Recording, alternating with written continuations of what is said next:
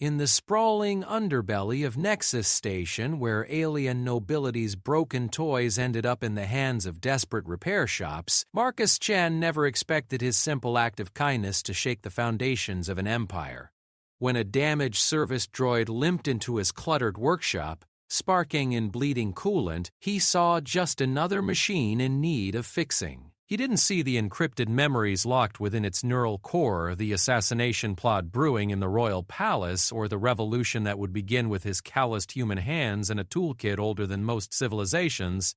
Sometimes the smallest gesture from the most unlikely person can change the fate of worlds. Sometimes a mechanic's refusal to charge for a simple repair becomes the first domino in a chain reaction that topples tyrants and reshapes the galaxy. This is the story of how humanity's greatest strength, our stubborn refusal to abandon those in need, became the spark that lit a fire across the stars. Marcus Chen wiped the grease from his hands with a rag that had seen better decades, squinting through the perpetual haze that filled his repair shop on Level 7 of Nexus Station. The artificial gravity hummed beneath his feet, a constant reminder that he was spinning through space in a metal can, surrounded by the vacuum that would kill him in seconds if the hull ever failed. Not that he dwelled on such thoughts anymore. After 15 years fixing everything from broken replicators to damaged atmospheric processors, he had learned to trust in the engineering that kept them all alive. The shop occupied a corner unit in the merchant district, wedged between a Zephyrian spice dealer whose wares made Marcus's eyes water, and a pawn shop run by a particularly surly Crookthan who never seemed to sleep. The storefront bore the simple sign Chen's Electronics in basic standard, though most of his customers were aliens who could barely pronounce his name. That suited Marcus just fine. In a galaxy where humans were still considered the newcomers, the upstart species that had stumbled into space travel barely 3 centuries ago, keeping a low profile was often the smartest approach. The morning had started like any other. A Viserion merchant had brought in a plasma cutter that refused to maintain a stable beam, mumbling complaints about inferior human craftsmanship, while Marcus bit his tongue and focused on the actual problem. A misaligned focusing crystal that took all of 10 minutes to fix. Then came Mrs. Kellerothi, an elderly Thanari who ran a flower shop 3 levels up and treated Marcus like the grandson she never had.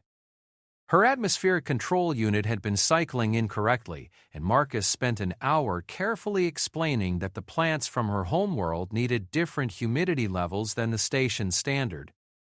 It was during his lunch break, while he sat surrounded by the organized chaos of his workshop eating a sandwich that would make any respectable cook weep, that the droid appeared. Marcus first noticed the sparks dancing outside his window, brief flashes of blue-white light that caught his attention. He looked up from his meal to see a service droid stumbling down the corridor, its movements jerky and unnatural. The machine was clearly in distress. Hydraulic fluid leaked from its joints, creating a trail of phosphorescent drops, and one of its optical sensors flickered erratically.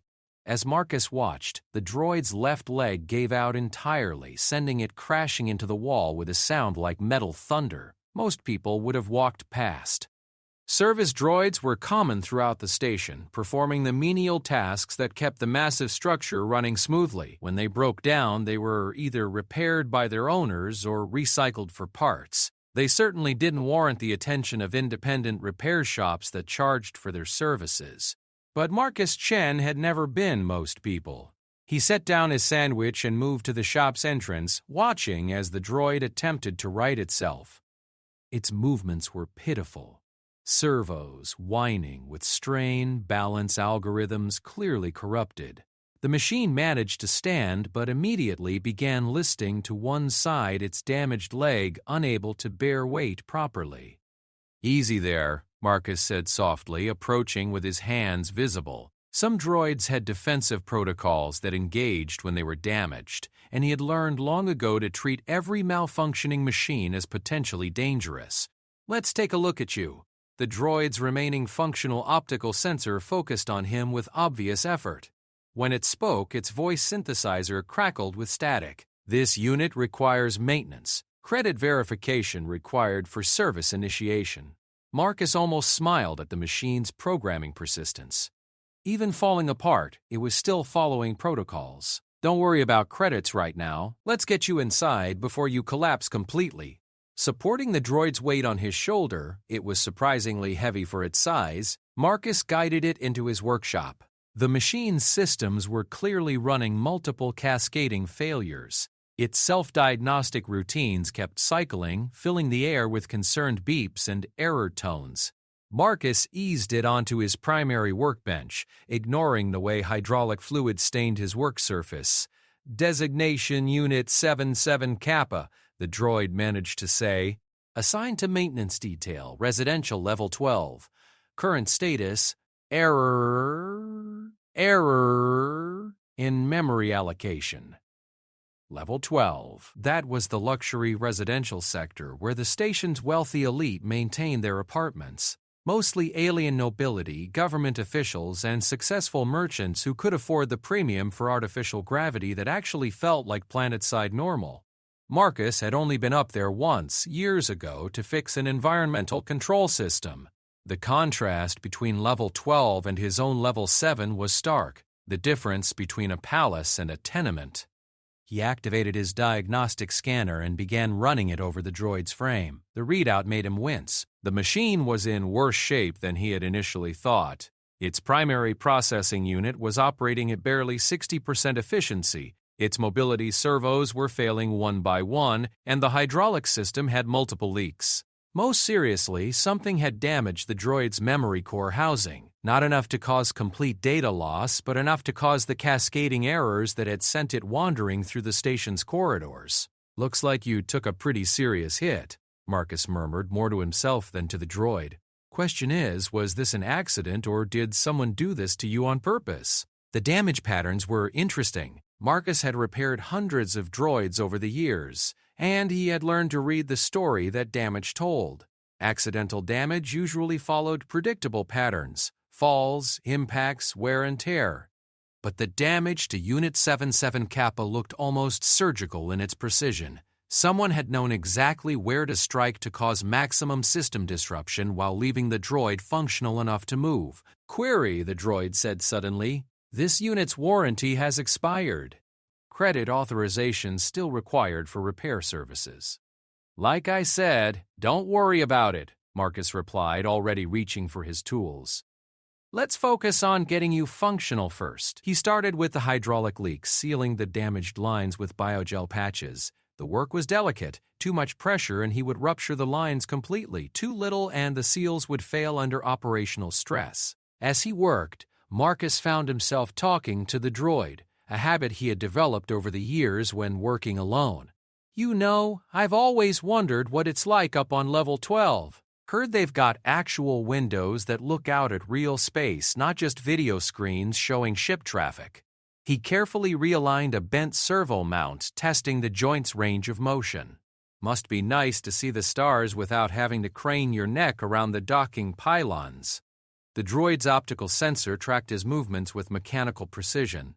This unit is not programmed for aesthetic appreciation of stellar phenomena. Primary function, maintenance and cleaning services. Sure, but you must see things while you're working, the way people live, how they treat each other. AIs notice patterns, even when they're not specifically programmed to analyze them. Marcus moved to the droid's damaged leg, examining the twisted frame where it had impacted the wall. Take your owners, for instance. What are they like? There was a pause, longer than normal processing time should have required. When the droid responded, there was something different in its voice synthesis, a subtle modulation that Marcus couldn't quite identify. This unit serves the household of Lord HFY Stories.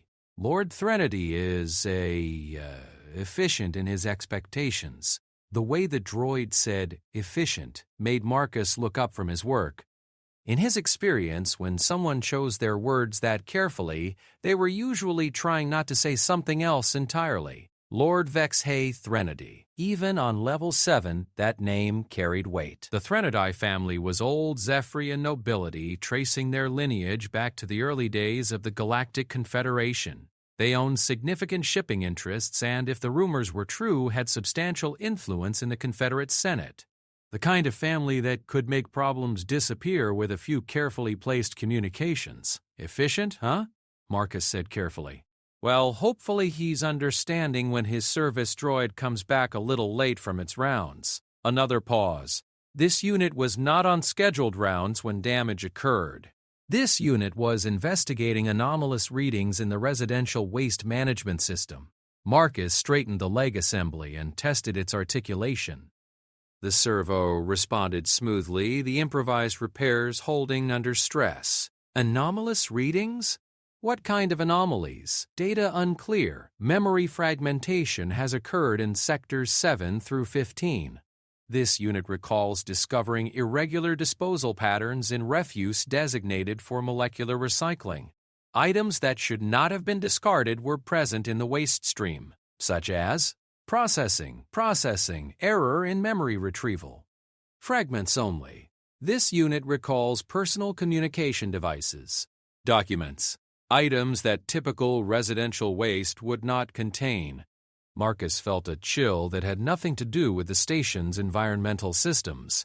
Communication devices and documents weren't the sort of things that ended up in the recycling system by accident. They were disposed of when someone wanted to make sure they could never be recovered. And if a service droid had stumbled across them, 77 Kappa, he said quietly, "Do you remember who damaged your systems?" The droid's optical sensor fixed on him with sudden intensity. Warning, unauthorized access to classified data detected. Security protocols engaging. Wait, no, Marcus began, but it was too late. The droid's systems initiated an emergency lockdown, its consciousness withdrawing behind layers of protective encryption. The optical sensor dimmed to a barely perceptible glow, and the machine went completely silent. Marcus stared at the now inert form on his workbench, his mind racing. Whatever 77 Kappa had discovered in Lord Threnodi's waste disposal system, someone had tried very hard to make sure the droid couldn't talk about it. The fact that they had chosen to damage the machine rather than simply ordering a memory wipe suggested that they either couldn't access its security protocols or wanted to make the damage look accidental. He glanced around his workshop, suddenly aware of how isolated he was. Level 7 wasn't exactly the safest part of Nexus Station under the best of circumstances, and if powerful people were willing to attack a droid to protect their secrets, a human mechanic wouldn't pose much of an obstacle. But Marcus Chen had never backed away from a problem just because it might be dangerous. His father had been a mining engineer who had died in a tunnel collapse while trying to rescue trapped workers. His mother had been a colonial medic who had contracted a plague while treating refugees. They had raised him with a simple philosophy. When someone needed help, you helped them, regardless of the risk to yourself. He powered up his most sophisticated analysis system, a military-grade unit he had acquired through channels he preferred not to discuss.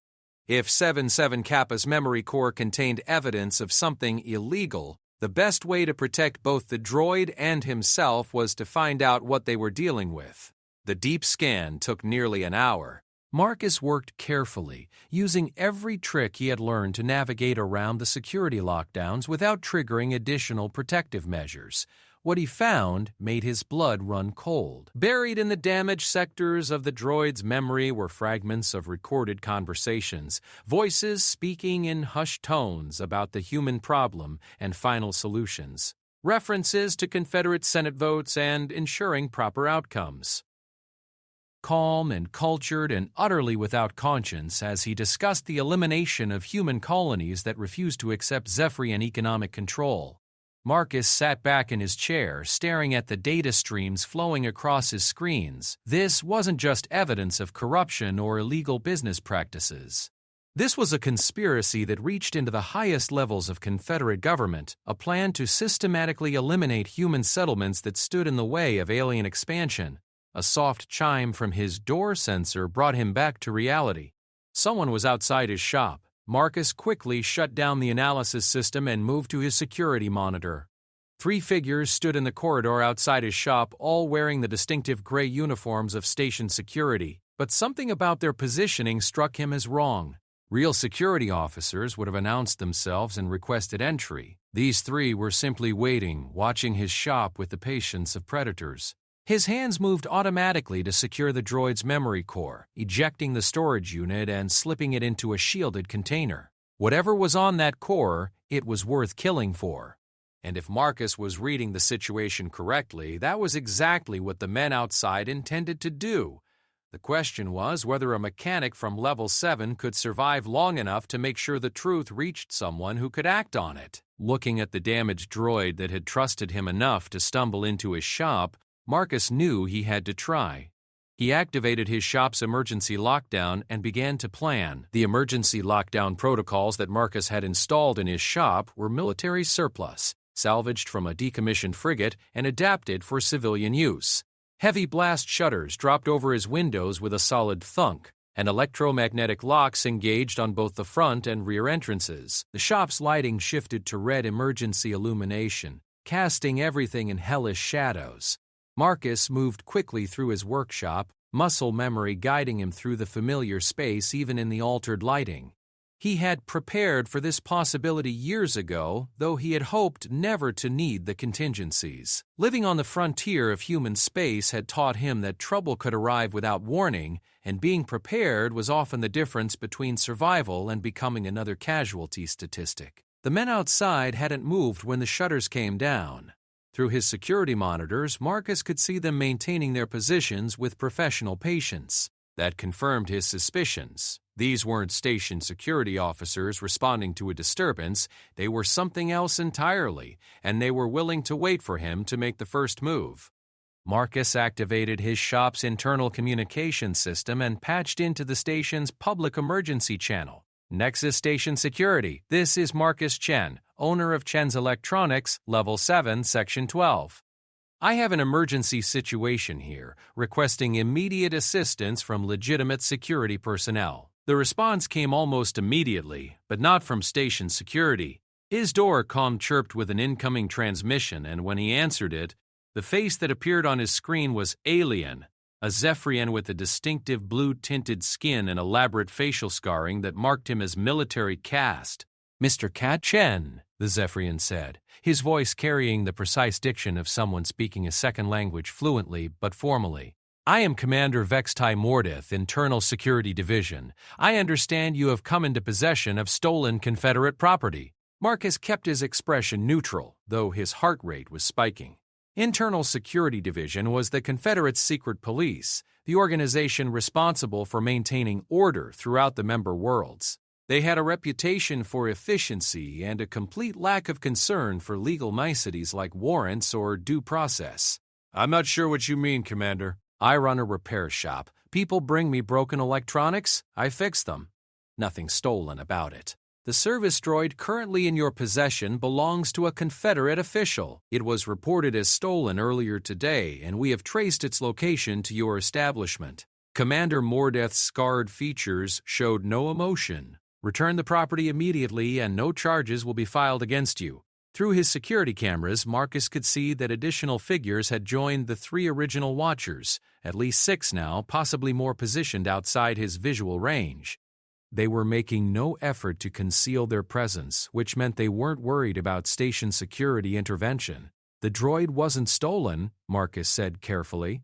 "It was damaged and came to my shop for repairs. I've been fixing it as a courtesy, no payment required." "Your generosity is noted, Mr. Chen. However, the device contains sensitive information that relates to Confederate security interests. I'm sure you can understand why we cannot allow it to remain in unauthorized hands." Marcus glanced at the memory core now secured in its shielded container. The fragments he had recovered were damning, but they were also incomplete. Without the full context, they might be dismissed as fabrications or taken out of context. But if internal security was this worried about what the droid had recorded, there had to be more data than what he had been able to recover. "I'll need to see some identification," Marcus said, playing for time while his mind raced through his options. "And a proper warrant. This is human administrative territory, and Confederate law requires—" "Mr. Chen." Commander Mordith's voice carried a note of finality. "You will open your establishment and surrender the stolen property within the next 5 minutes, or we will consider this a terrorist action against Confederate interests." I think you understand what that classification allows us to do." The transmission ended, leaving Marcus staring at a blank screen. Terrorist action. Under Confederate emergency statutes, suspected terrorists could be eliminated without trial, and their property could be seized without compensation. It was a legal fiction that had been used to eliminate hundreds of inconvenient individuals over the years. Marcus looked at the inert droid on his workbench. 77 Kappa had risked everything to bring this evidence to light, probably without even understanding what it had discovered. The least Marcus could do was make sure that sacrifice meant something. He activated his shop's secure communication system, a heavily encrypted military-grade unit that he used for sensitive repairs. The transmission would be difficult to trace and nearly impossible to intercept. After a moment of consideration, he composed a message to Dr. Sarah Williams, the human representative on the station's governing council. "Sarah, this is Marcus. I'm about to be in serious trouble and I need you to know why.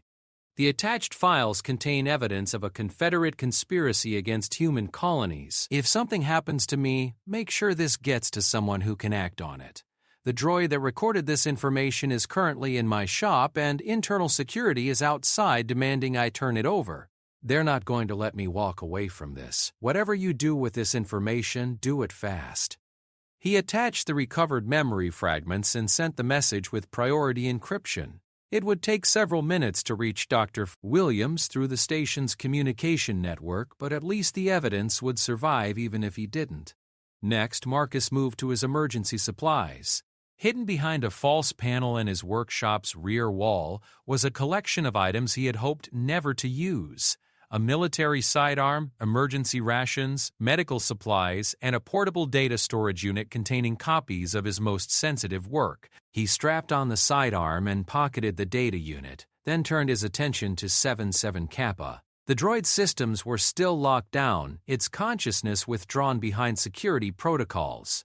But Marcus had been working with artificial intelligences long enough to know that even in lockdown mode, they retained a basic awareness of their surroundings. If he could reach the droid's core programming, he might be able to establish communication. 77 Kappa, he said softly, placing his hand on the droid's chassis. "I know you can hear me." "I've seen the evidence you recorded. Lord Trinity and his allies are planning something terrible, and they've sent internal security to stop us from exposing them." The droid's optical sensor flickered briefly, then strengthened to a dim glow. "I'm going to try to get you out of here," Marcus continued. "But I need to know if there's more evidence stored in your memory core. The fragments I recovered aren't complete enough to prove what's happening." The droid's voice synthesizer crackled to life, weak but functional. "This unit contains complete recordings of 17 planning sessions. Dates, times, participants, financial transfers. Evidence sufficient for congressional investigation and criminal prosecution. 17 sessions." Marcus felt a mixture of elation and terror. This wasn't just evidence of a conspiracy, it was enough to bring down the entire network of conspirators. But it also meant that the stakes were even higher than he had realized. "Can you transfer the data to an external storage unit?" "Negative." Security protocols prevent data transfer without proper authorization codes. Core memory must remain within this unit's chassis to maintain evidence integrity. Which meant they had to keep the droid intact and functional. Marcus looked around his workshop, cataloging his resources. The emergency lockdown would hold for a while, but internal security had military-grade equipment. They could breach his defenses whenever they chose to do so. But Marcus had advantages they might not expect. His shop occupied a corner unit, which meant he had access to the service corridors that ran behind the storefronts. More importantly, he had spent 15 years maintaining and repairing the station's infrastructure. He knew Nexus Station's hidden pathways better than almost anyone. A heavy impact against his front entrance interrupted his planning. They were testing his defenses, probably using portable breaching equipment. The blast shutters would hold for now, but Marcus could see stress fractures beginning to appear in the metal. "Time to go," he murmured, lifting 77 Kappa from the workbench. The droid was heavier than its compact frame suggested, But Marcus had been hauling heavy equipment for years. He carried it to the hidden access panel that connected to the service corridor behind his shop. The service tunnels of Nexus Station were a labyrinth that most residents never saw. Originally designed for maintenance access and emergency evacuation, they had become an alternate transportation network for those who preferred to avoid the main corridors. The lighting was minimal, the air recycling was poor, and the artificial gravity was set to minimal power to conserve energy. Marcus moved carefully through the narrow passages, 77 Kappa balanced on his shoulder. The droid had powered down to conservation mode to preserve its remaining energy, but its weight made stealth difficult. Every footstep seemed to echo through the metal corridors. Behind them, the sound of cutting equipment could be heard even through the station's thick walls. Internal security was breaching his shop, probably expecting to find him cowering behind his workbench. When they discovered he had escaped, they would lock down the entire level and begin a systematic search. Marcus's destination was 3 levels down and halfway across the station, the office of Dr. Sarah Williams. As the human representative on the governing council, she would have diplomatic immunity that even internal security would hesitate to violate. More importantly, she had connections throughout human space and the authority to transmit evidence directly to Earth's colonial administration. The service corridors connected to the main elevator shafts through maintenance hatches that were rarely monitored. Marcus paused at one such hatch, listening for sounds of activity beyond. The elevator system was automated, but internal security might have posted guards at the main access points.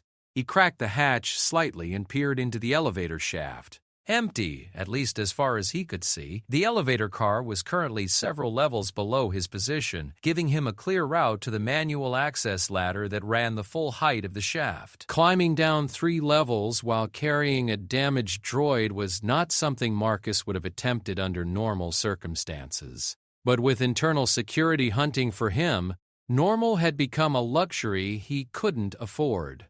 He secured 77 Kappa to his back with an improvised harness and began the descent. The artificial gravity made the climb easier than it would have been in natural conditions, but the weight distribution was still awkward. Marcus had to pause frequently to readjust his grip and ensure the droid remained secure. Each time he stopped, he could hear sounds of activity echoing through the shaft. Security teams moving through the station, their communications reduced to coded bursts to avoid interception. Level 5 proved to be a problem.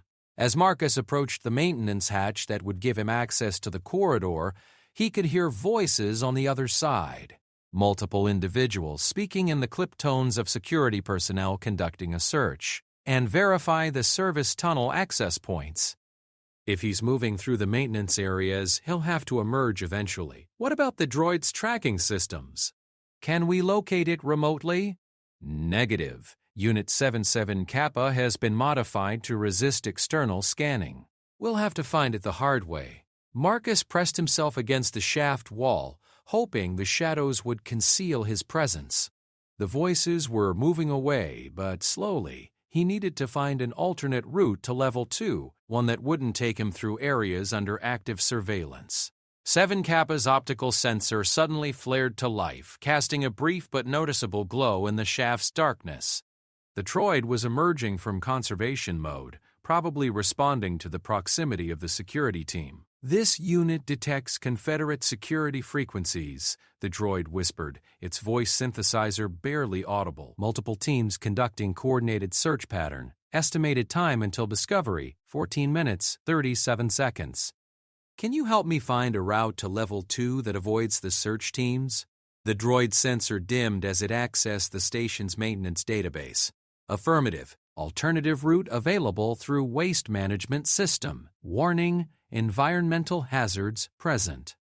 Waste management. Marcus grimaced at the thought, but it beat being captured by internal security. "Show me." Following 77 Kappa's whispered directions, Marcus made his way to a maintenance junction that connected to the station's waste processing system. The smell hit him as soon as he opened the access panel, a mixture of organic decay and chemical recycling that made his eyes water.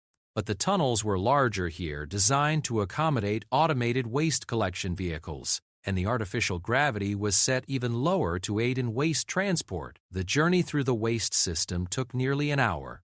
Marcus had to navigate around automated sorting mechanisms and chemical processing stations, all while avoiding the surveillance sensors that monitored the system's efficiency. Several times he had to press himself into alcoves as maintenance drones passed by, their optical sensors sweeping the tunnels for obstacles. But the route worked. When Marcus finally emerged through a service hatch on level 2, he was covered in grime and his clothes reeked of recycled organic matter, but he had avoided the security teams. 7 Kappa had remained silent throughout the journey, conserving power for what both of them knew would be the most dangerous part of their escape. Dr. Williams' office was located in the administrative sector, an area that was normally well patrolled but currently showed signs of increased security presence. Through his portable scanner, Marcus could detect multiple Confederate security transmissions indicating that internal security had expanded their search to encompass the entire administrative level. "Sarah should have received my message by now," Marcus murmured, checking his chronometer. "Question is, what has she done with it?" As if in response to his words, his personal communicator chirped with an incoming transmission. "Dr. Bessie." William's face appeared on the small screen, her expression tight with concern. "Marcus, thank God you're alive. I got your message, and I've already transmitted the evidence to Colonial Administration on Earth. But we have a problem. Internal Security has convinced the station administrator to issue a warrant for your arrest on terrorism charges. They're claiming you've stolen classified Confederate technology." "Sarah, you have to understand. I do understand, and I believe you. But my diplomatic immunity only extends so far, and they're threatening to invoke emergency security measures if I interfere with their operation." Her expression softened slightly. "There is one option. The merchant vessel Aurora's Dream is scheduled to depart for human space in 6 hours. Captain Torres is sympathetic to our situation. If you can get to docking bay 7, he's willing to provide passage." 6 hours. Marcus looked at 7 Kappa, then at his scanner showing the security forces closing in around them. 6 hours might as well have been 6 years. But as he watched, the droid's optical sensor brightened with determination that seemed almost human. "This unit's primary directive is to serve and protect," 7 Kappa said quietly. "All available evidence suggests that fulfilling this directive requires reaching human space safely. This unit will provide all necessary assistance to achieve that objective." Marcus found himself smiling for the first time since this crisis began. A damaged droid and a grease-stained mechanic against the Confederate Internal Security Division. The odds were terrible, but they weren't impossible. 6 hours to reach docking bay 7. The distance wasn't the problem. Marcus could walk there in 30 minutes under normal circumstances. But normal circumstances didn't include Confederate internal security teams conducting a station-wide manhunt with authorization to shoot on sight. Marcus and 7 Kappa had taken shelter in an unused storage compartment on level 2, hidden among crates of replacement atmospheric filters. The compartment was officially listed as empty in the station's records, a bureaucratic oversight that Marcus had discovered years ago during a repair job. Now that oversight might save their lives. Through his portable scanner, Marcus monitored security communications as the search expanded. Commander Mordeth had deployed at least 20 operatives throughout the station, with additional teams controlling all major transportation hubs. They had established checkpoints at every elevator bank and were conducting random identity scans in the main corridors. "They're being systematic," Marcus observed, watching the search patterns develop on his scanner's display. "Mordeth knows what he's doing." 7 Kappa had been analyzing the security transmissions with mechanical patience. "Commander Vextai Mordeth, Internal Security Division. Service record includes counterinsurgency operations on 7 worlds. Efficiency rating: 93% success in target elimination." "Wonderful." Marcus adjusted his position among the storage crates, trying to find a more comfortable angle. Any weaknesses in his operational pattern? "Analysis indicates excessive reliance on technological surveillance. Pattern suggests reduced effectiveness in environments with limited sensor coverage." The droid paused, processing additional data. "Recommendation: utilize station areas with high electromagnetic interference." Marcus considered this. Nexus Station had several areas where the electromagnetic environment was deliberately noisy. The fusion reactor complex, the main communication array, and the industrial manufacturing sector. Each would provide some degree of protection from advanced scanning systems, but they would also be logical places for internal security to establish surveillance. What about the refugee corridor? Marcus asked. Level 4, sections 20 through 35. High population density, lots of electromagnetic noise from improvised electronics. Negative, refugee corridor is currently under lockdown. Internal security established perimeter 17 minutes ago, so Mordeth was thinking ahead, cutting off obvious hiding places before his quarry could reach them. Marcus had to admit a grudging respect for the Zephyrians' tactical skills, even as those skills made his own survival increasingly unlikely. His communicator chirped softly with another message from Dr. Williams. Her face appeared on the screen, but her expression was carefully controlled in a way that immediately put Marcus on alert. Marcus, I've been in contact with Colonial Administration. They're very interested in the evidence you've provided, but they need the complete data set to build a criminal case. How much longer do you need to extract the full records? Marcus glanced at 77 Kappa, whose optical sensor flickered in what might have been the droid equivalent of surprise. Something about Williams' message felt wrong, too formal, too carefully phrased. In the 3 years he had known her, Sarah Williams had never referred to Colonial Administration in such bureaucratic terms. She usually called them the folks back on Earth or the bureaucrats. Sarah, Marcus said carefully, what's the weather like in New Geneva today? Williams' expression didn't change, but there was a tiny pause before she answered. I'm sorry, Marcus, I don't have access to Earth weather reports from here. New Geneva was Dr. Williams' hometown, and she had mentioned the weather there in their previous conversation just 2 days ago. More importantly, she would have recognized the question as a prearranged code phrase they had established months ago for situations where communication might be compromised. Internal security has captured Dr. Williams, Marcus said grimly. That transmission was either coerced or they're using voice synthesis to impersonate her. 77 Kappa's optical sensor dimmed with what Marcus was beginning to recognize as the droid's equivalent of concern. If internal security has compromised the human diplomatic representative, our extraction options are significantly reduced, which was probably the point. Mordeth was systematically eliminating Marcus's allies and resources, forcing him into increasingly desperate choices. The merchant ship Aurora's Dream was still scheduled to depart in just over 5 hours, but reaching Docking Base 7 was now exponentially more dangerous. Marcus activated his scanner's passive surveillance mode and began mapping the current positions of internal security teams. The pattern that emerged was both impressive and terrifying.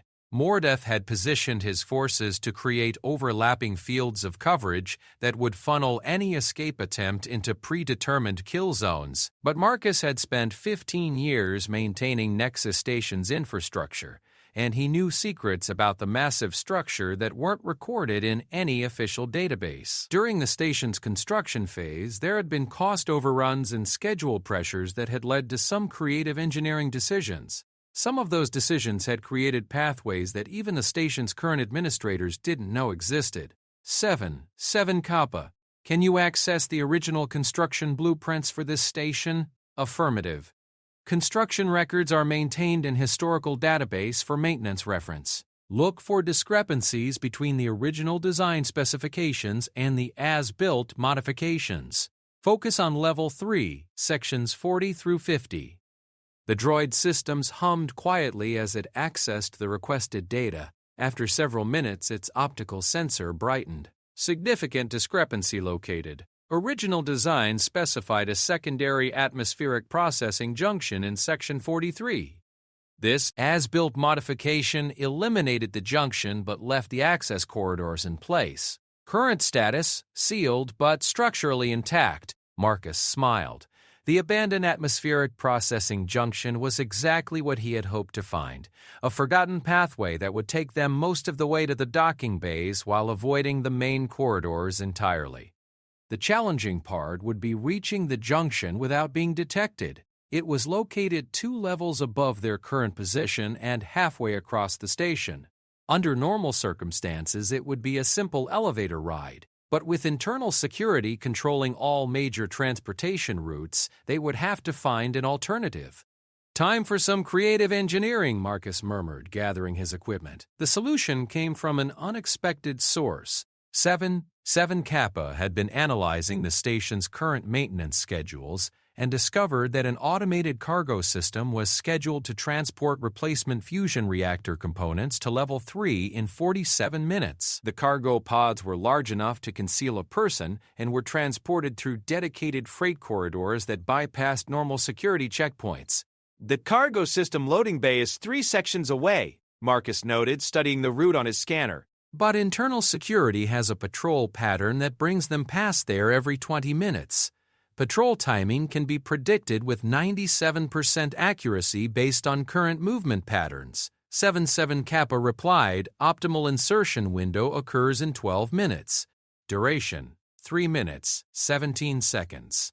Tight timing, but doable if everything went according to plan." Marcus had learned long ago that plans rarely survived contact with reality, but sometimes you had to trust in preparation and hope for the best.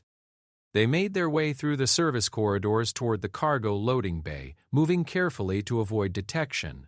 Marcus carried 7 Kappa to minimize the noise from the droid's damaged locomotion systems, stopping frequently to check his scanner for signs of security patrols. The loading bay was automated, controlled by sophisticated logistics algorithms that coordinated cargo movement throughout the station. Marcus had maintained these systems many times over the years and knew their operational patterns intimately. More importantly, he knew how to override their safety protocols without triggering maintenance alerts. "Incoming patrol," 7 Kappa whispered, its optical sensor detecting movement in the corridor beyond their hiding place. Marcus pressed himself against the wall, watching through a maintenance viewport as 2 internal security operatives passed by. They were Crocthan, large, heavily armored aliens whose species had evolved on a high-gravity world.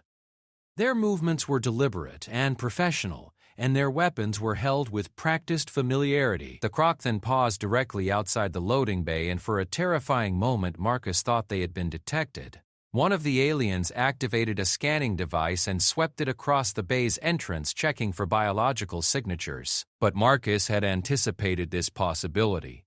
His clothing included electromagnetic shielding woven into the fabric, and he had activated a portable damping field that would mask their heat signatures. The scanner swept past their position without detecting anything unusual. After the patrol moved on, Marcus and 7 Kappa quickly made their way into the loading bay. The cargo pod was exactly where the maintenance schedule indicated it would be. A cylindrical container 3 meters long and 1 meter in diameter, designed to transport delicate equipment through the station's freight system. "This is going to be uncomfortable," Marcus warned as he began modifying the pod's internal configuration. The original design included impact-resistant padding and an environmental control system, but it was intended for cargo, not passengers. "This unit does not experience discomfort in the conventional sense," 7 Kappa replied. "Primary concern is maintaining memory core integrity during transport." Marcus carefully secured the droid inside the pod, then activated the environmental controls to ensure adequate life support for the journey. The modifications would be obvious to anyone who examined the cargo manifest closely, but they should pass casual inspection. The automated transport system engaged with mechanical precision, lifting the pod and feeding it into the freight corridor that would carry it to Level 3. Marcus curled up around 7 Kappa in the cramped space, trying to minimize their combined mass distribution to avoid triggering safety alerts. The journey through the freight system was a surreal experience. Marcus could feel the pod accelerating and decelerating as it moved through the transport network, guided by algorithms that calculated optimal routing based on current cargo loads and system efficiency. Occasionally, he could hear other pods passing in adjacent corridors, carrying their own loads of supplies and equipment throughout the station. 23 minutes later, the pod arrived at its designated destination, a cargo distribution center on Level 3 that served the industrial sector.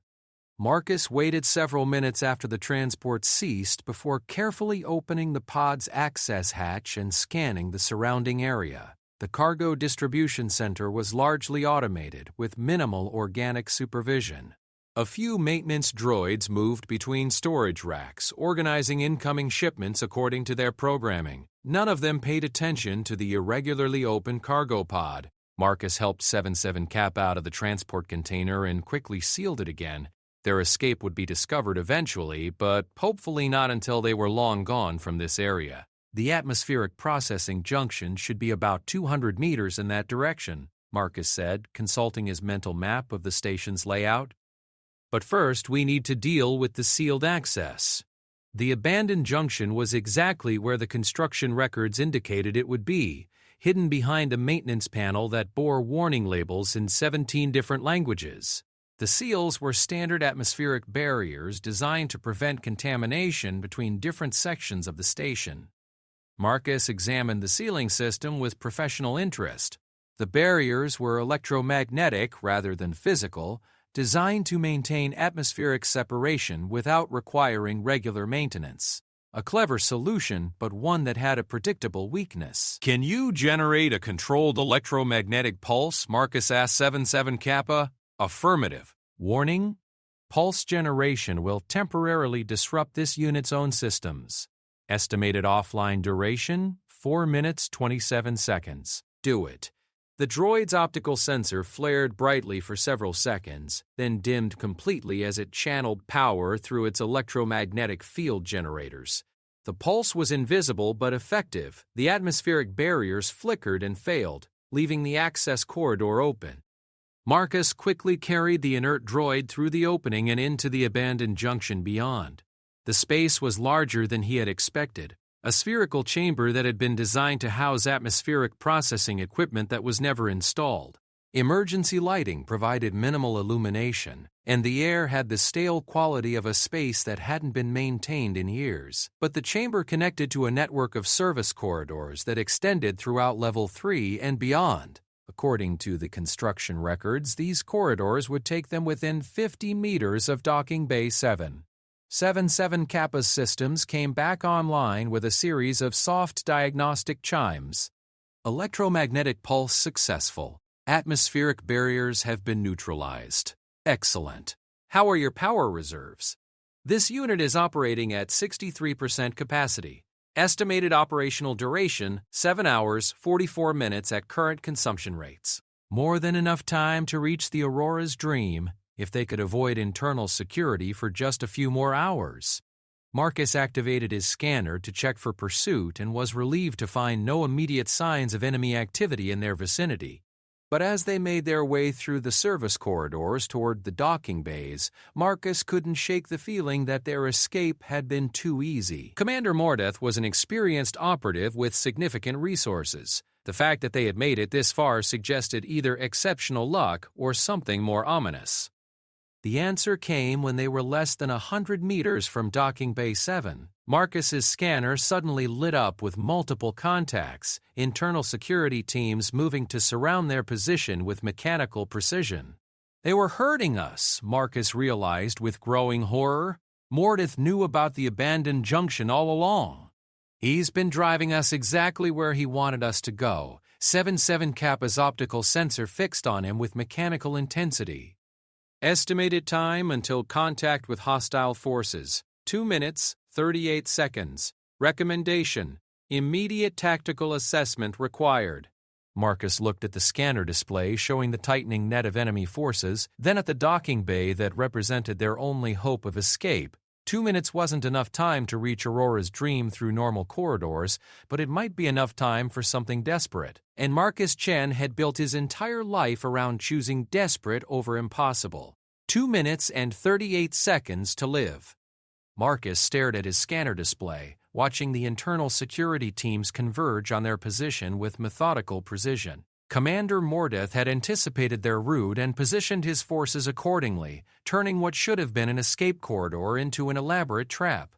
But Marcus Chen had not survived 15 years on the frontier by accepting impossible odds. His mind raced through the possibilities, cataloging every system and pathway in their immediate vicinity. Docking Bay 7 was less than 100 meters away, but it might as well have been on the other side of the galaxy with internal security controlling all the approaches. 77 Kappa. What's the atmospheric pressure differential between our current position and the docking bay? The droid's optical sensor flickered as it accessed the station's environmental database. Current location, standard atmospheric pressure 1.03 bars.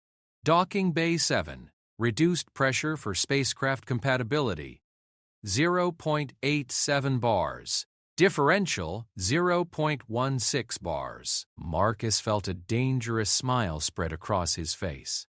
And what happens when you create a sudden pressure breach between two areas with different atmospheric densities?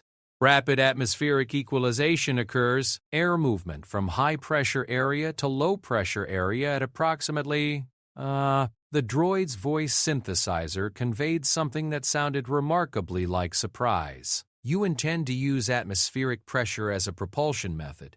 The service corridor we're in connects directly to the docking bay's atmospheric management system. If we can create a controlled breach in the pressure barrier, the resulting airflow should carry us most of the way to the Aurora's dream pest. Warning, such action would result in temporary atmospheric disruption throughout this section of the station. Safety protocols classify this as extremely dangerous.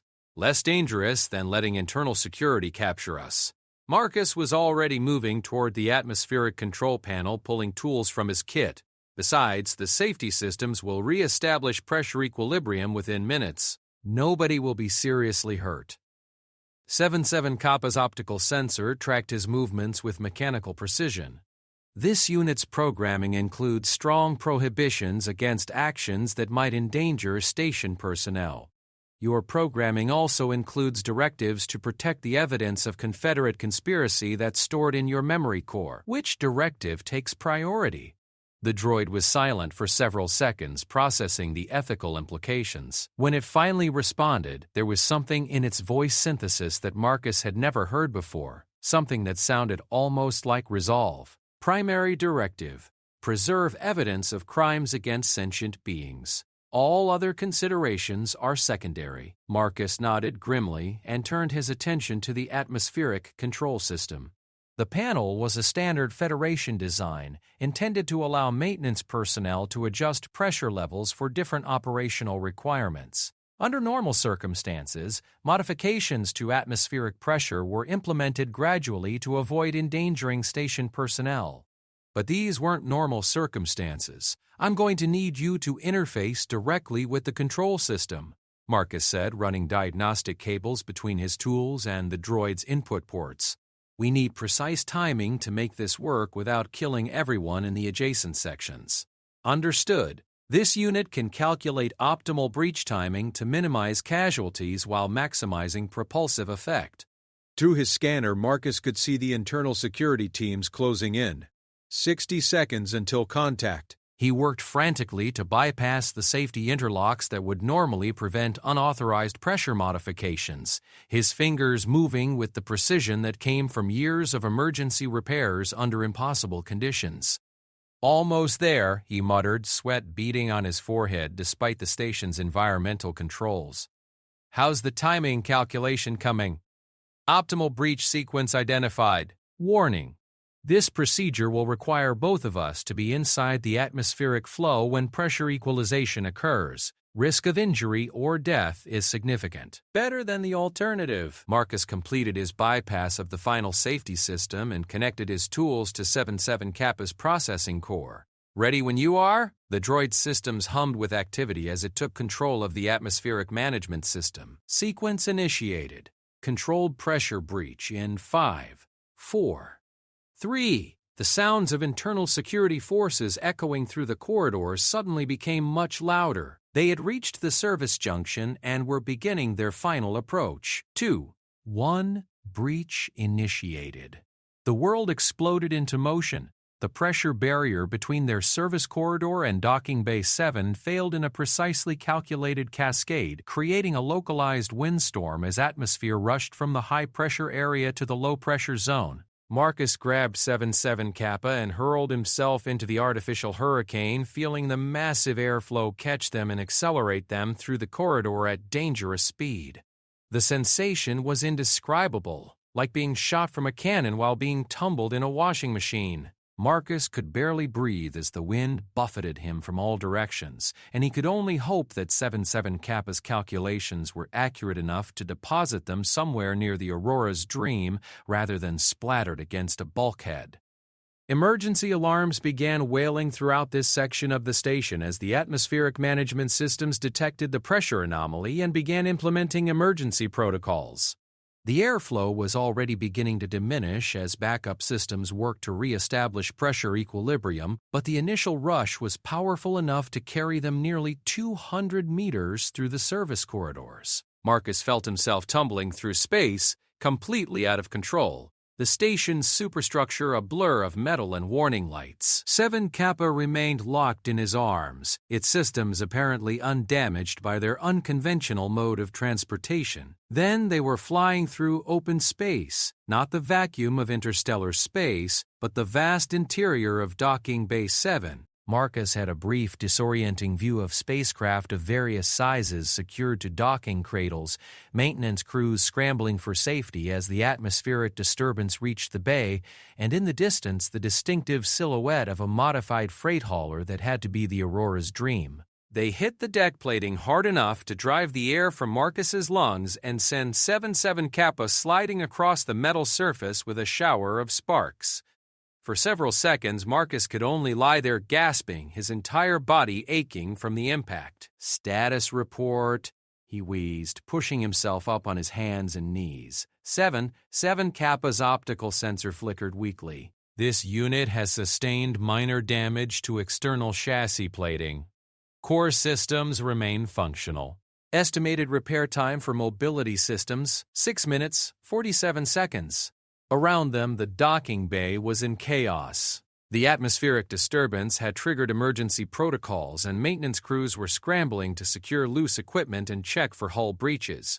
Emergency lighting cast everything in a hellish red glow, and the air was filled with the wailing of warning sirens. But Marcus could see the Aurora's Dream less than 50 meters away, its cargo bay doors standing open as loading crews prepared for departure. The ship was a typical human merchant vessel, built for efficiency rather than elegance, with the scarred hull plating that spoke of long years in the dangerous regions beyond the core worlds. "There!" Marcus pointed toward the ship.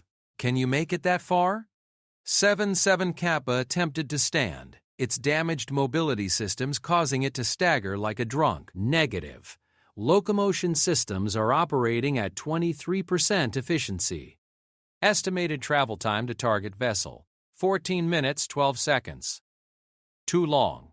Marcus could already hear sounds of pursuit echoing from the service corridors they had just exited. Internal security would be adapting to the changed situation, probably bringing in atmospheric gear to follow them through the same route. But as Marcus helped 7 Kappa toward the Aurora's Dream, he became aware that they weren't alone in the docking bay.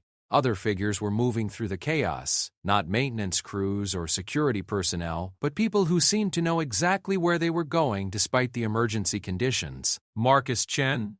The voice came from a woman in her 30s wearing the practical clothing of a merchant spacer. Her accent was unmistakably from the outer colonies, and her expression was grimly determined. "Captain Elena Torres, Aurora's Dream. Williams sent word that you might need transportation. Dr. Williams is compromised," Marcus said quickly. "Internal security has her." "I know. She managed to get one last message through before they grabbed her. Said to tell you that the package has been delivered to the home office." Torres glanced at 7 Kappa with professional interest. "This your mechanical friend, 7 Kappa? It's carrying evidence that could bring down a Confederate conspiracy. We need to get it to human space. Then we'd better move fast. My ship's prepped for emergency departure, but internal security is demanding that all vessels submit to inspection before being cleared to leave. As if summoned by her words, a new sound echoed through the docking bay, the distinctive whine of military-grade atmospheric suits. Internal security had adapted to their tactics and was pursuing them through the compromised service corridors. Captain Torres, 77 Kappa said suddenly, its optical sensor focusing on the approaching merchant vessel. This unit's analysis indicates that your ship has been modified significantly beyond standard merchant configuration. Sensor array modifications suggest intelligence-gathering capabilities.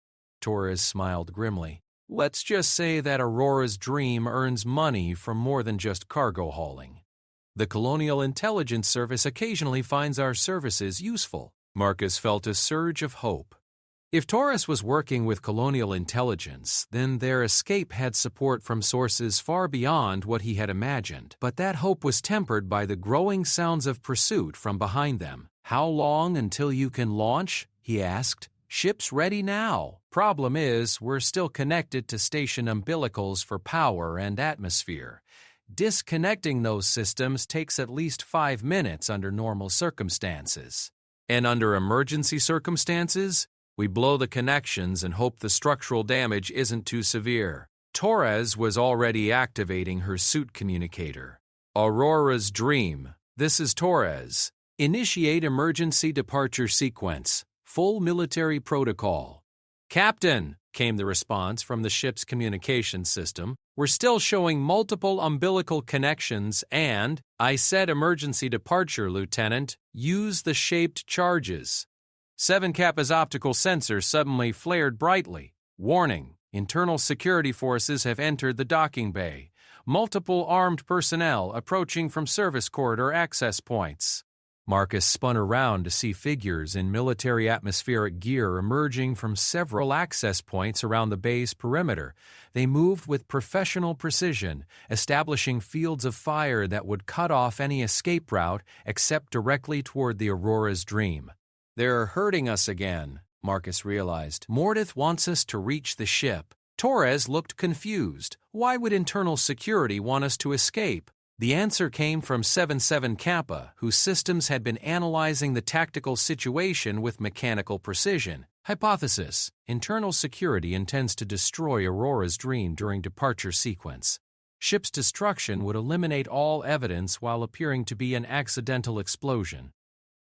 Shit, Torres breathed. They're going to blow us up the moment we clear the docking bay. Marcus felt the weight of despair settling over him. They had come so far, overcome so many obstacles, only to find themselves walking into an elaborate execution designed to look like an accident. Mordeth had been playing a deeper game all along, allowing them to escape just far enough to make their elimination look plausible. But as they reached the Aurora's Dream and Torres began sealing the cargo bay behind them, Marcus noticed something that made him reconsider their situation. The ship's cargo hold was filled with equipment that didn't belong on a typical merchant vessel. Military-grade sensors, communication arrays, and what looked suspiciously like weapons systems. "Captain," he said slowly, "exactly what kind of services does your ship provide for Colonial Intelligence?" Torres looked at him with an expression that might have been pity. "Mr. Chen, Aurora's Dream isn't just a merchant vessel with intelligence connections. We're a fully commissioned Colonial Navy intelligence ship operating under commercial cover." 77 Kappa's optical sensor flickered with what Marcus was learning to recognize as surprise. Query: does this alter our tactical situation? Torres smiled, and for the first time since this crisis began, her expression was genuinely cheerful. Let's just say that Commander Mordeth may have made a serious miscalculation about what kind of ship he's planning to attack. As the Aurora's Dream sealed its hatches and began its departure sequence, Marcus found himself wondering if their luck had finally changed, or if they were about to discover that their situation had become even more dangerous than he had imagined. The Aurora's Dream's bridge was unlike anything Marcus had expected from a merchant vessel. While the exterior maintained the scarred, utilitarian appearance of a typical freight hauler, the interior revealed sophisticated military-grade systems that belonged on a Colonial Navy cruiser. Holographic displays showed tactical readouts of the surrounding space, and the crew moved with the precise efficiency of trained military personnel. Captain Torres guided Marcus and 77 Kappa to acceleration couches near the central command station. "Strap in," she said tersely. "Emergency departure isn't exactly a smooth ride." Through the ship's external monitors, Marcus could see internal security forces taking positions around the docking bay. Commander Mordeth himself was visible near the bay's control center, his scarred features calm as he coordinated his forces. Whatever plan he had for destroying the Aurora's Dream, he was confident enough to observe its execution personally. "Captain," the ship's tactical officer reported, "I'm reading Confederate naval vessels moving to intercept us. 2 destroyers and a heavy cruiser, all taking positions to block our departure vector." Torres studied the tactical display with professional concern. They're not taking any chances. Mordeth must really want that droid's memory core destroyed. 7 Kappa's optical sensor fixed on the display showing the Confederate ships. Analysis indicates overwhelming tactical disadvantage. Aurora's Dream displacement, 12,000 tons. Combined Confederate force displacement, 47,000 tons. "Don't count us out yet," Torres said grimly. "Lieutenant Hayes, what's the status on our special cargo?" "All systems green, Captain." Colonial intelligence provided us with some interesting toys for this mission. Marcus looked between Torres and her tactical officer, trying to understand what they were talking about. Special cargo? Let's just say that colonial intelligence has been anticipating Confederate aggression for some time. Aurora's Dream is equipped with certain defensive systems that aren't standard on merchant vessels. Torres activated her command communicator. "All stations, prepare for combat departure." This is not a drill. The ship's departure sequence initiated with a series of sharp explosions as shaped charges severed the umbilical connections to Nexus Station. Marcus felt the Aurora's Dream shudder as it broke free from its docking cradle and began accelerating away from the station under full power. Immediately, the Confederate vessels responded. The tactical display lit up with incoming missile signatures as the 2 destroyers launched coordinated salvos designed to cripple the Aurora's Dream before it could reach the safety of the outer system. But Torres had anticipated this response. "Lieutenant Chen, initiate ECM Package 7. Let's show them what colonial technology can do." The space around Aurora's Dream suddenly filled with electronic interference as the ship's enhanced countermeasures systems activated. Marcus watched in amazement as dozens of false sensor contacts bloomed across the tactical display, each one mimicking the Aurora's Dream's sensor signature perfectly. Confederation military doctrine relies heavily on sensor guidance for their missile systems, Torres explained as the incoming weapons began targeting the false contacts instead of their actual position. Create enough electronic noise and their advantage in numbers becomes irrelevant. The first wave of missiles detonated harmlessly against decoy targets while the Aurora's Dream accelerated past Nexus Station toward the outer system. But Marcus could see additional Confederate ships moving to intercept them, and the station itself was activating its defensive weapons systems. "Captain," 7 Kappa said suddenly, "this unit has detected significant electromagnetic interference consistent with charged particle weapons. Nexus Station's main defensive arrays are targeting Aurora's Dream." The station's particle beams lanced out across space, each burst carrying enough energy to vaporize a ship the size of Aurora's Dream. But Torres was ready for this as well. The ship's navigation system engaged in a complex evasion pattern that seemed to anticipate each weapon burst by fractions of a second. "How are you doing that?" Marcus asked, watching the deadly light show outside the ship. "Predictive algorithms," Torres replied. "We've been studying Confederate weapon systems for years. Their targeting computers follow specific patterns that can be anticipated if you have the right data. But even with superior technology and tactical preparation, Aurora's Dream was badly outnumbered. The Confederate heavy cruiser had positioned itself directly in their path to the outer system, and its massive weapons arrays were already charging for a devastating barrage that would be impossible to evade. "Captain," the tactical officer reported, "the cruiser Inevitable Glory is moving to engage. They're powering up their primary fusion cannon." Torres studied the tactical situation with grim calculation. The fusion cannon was designed to destroy capital ships, and Aurora's Dream's defensive systems wouldn't be enough to protect them from a direct hit. But instead of despair, Marcus saw determination in the captain's expression. "Time to reveal our ace in the hole," Torres said. "Lieutenant Hayes, activate the quantum resonance torpedo." Marcus felt 7-7 Kappa stiffen beside him. Query: Did you say quantum resonance torpedo? Such weapons are theoretically possible but require technology beyond current Confederate or colonial capability. Torres smiled. The technology isn't beyond colonial capability. It's just highly classified. She turned to Marcus with an expression of apology. "Mr. Chen, what I'm about to tell you is covered by the Colonial Military Secrets Act. The penalty for unauthorized disclosure is life imprisonment." "I understand." 6 months ago, colonial scientists achieved a breakthrough in quantum field manipulation. The quantum resonance torpedo doesn't destroy targets through conventional explosive force. Instead, it destabilizes the quantum field that maintains matter coherence at the subatomic level. The implications hit Marcus like a physical blow. "You're talking about a weapon that unravels matter at the fundamental level." "Precisely, and unlike conventional weapons, it's completely undetectable until the moment of impact. No energy signature, no physical projectile, just a localized quantum field distortion that travels at the speed of light." On the tactical display, the Confederate cruiser Inevitable Glory was moving into firing position, its fusion cannon reaching full charge. In seconds, it would unleash a burst of stellar fire that would end their escape attempt permanently. "Fire the torpedo!" Torres ordered. Marcus watched the tactical display, expecting to see some indication of a weapon launch, but there was nothing. No missile signature, no energy burst, nothing to indicate that Aurora's Dream had fired anything at all. For 3 seconds, nothing happened.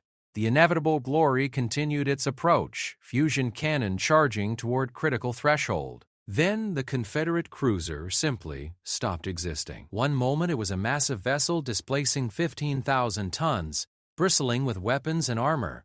The next moment there was empty space where it had been. Not even debris to mark where it had died. The ship's matter had been converted directly to energy at the quantum level, but even that energy had been dissipated instantly across dimensional barriers that conventional physics couldn't explain. The effect on the remaining Confederate forces was immediate and dramatic. The 2 destroyers broke off their attack runs, broadcasting emergency surrender signals. Even Commander Mordeth's forces at Nexus Station fell silent, apparently too stunned to continue their pursuit. That, 7-7 Kappa observed with mechanical calm, represents a significant shift in the tactical balance of power. Torres nodded grimly. The Confederation has been operating under the assumption that they maintain military superiority over the colonial worlds. That assumption just became obsolete. As Aurora's Dream accelerated toward the system's edge and the safety of hyperspace, Marcus found himself struggling to process what he had witnessed. The implications went far beyond their immediate escape. The colonial navy now possessed weapons technology that could level the playing field against Confederate numerical superiority. "Captain," he said carefully, "how many ships like Aurora's Dream does colonial intelligence operate? That's classified, but I can tell you that what happened here today will be reported directly to Confederate Central Command. They'll understand that their ability to intimidate the colonial worlds has just been significantly reduced."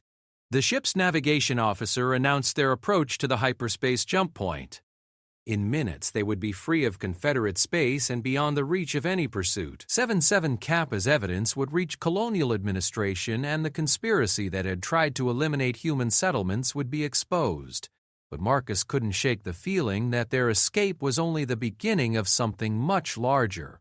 7-7 Kappa, he said quietly, you mentioned that your memory core contains records of 17 planning sessions. How long had Lord Threnodi's conspiracy been operating?